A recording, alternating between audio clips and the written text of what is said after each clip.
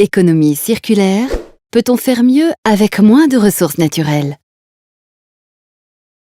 Notre consommation de ressources naturelles, pétrole, gaz naturel, minerais, bois, eau, ressources alimentaires par exemple, a fortement augmenté depuis une cinquantaine d'années, du fait de nos modes de production et de consommation. À terme, certaines ressources sont vouées à disparaître. Or, comme nous les transformons en produits destinés à être utilisés puis jetés, la quantité de déchets augmente elle aussi. Chaque année, nous produisons en France 345 millions de tonnes de déchets, dont 70% sont issus du bâtiment.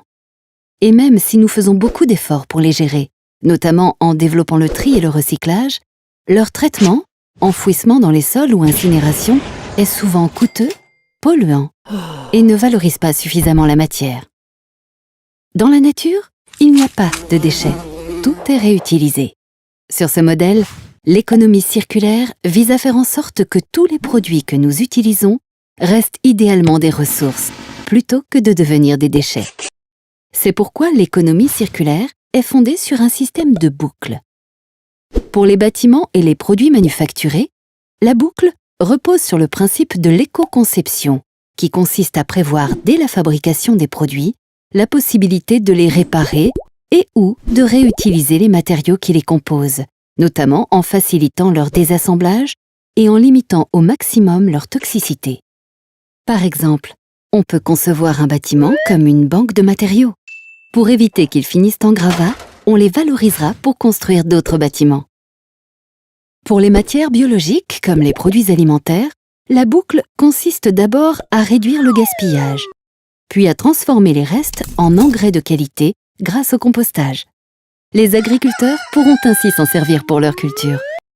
Cependant, l'économie circulaire ne se limite pas à réduire l'impact négatif de l'activité humaine sur l'environnement et la santé. Elle vise également à faire en sorte que celle-ci ait un impact positif.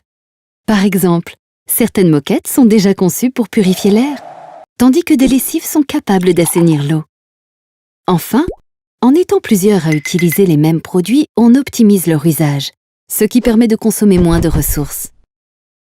Une perceuse, par exemple, conçue pour fonctionner des dizaines d'heures, n'a généralement utilisé que 10 à 12 minutes au total. Alors, autant la partager. Préparer l'avenir est à la portée de nous tous dès aujourd'hui, en privilégiant des produits réparables, démontables, réutilisables et non toxiques, on participe à l'économie circulaire.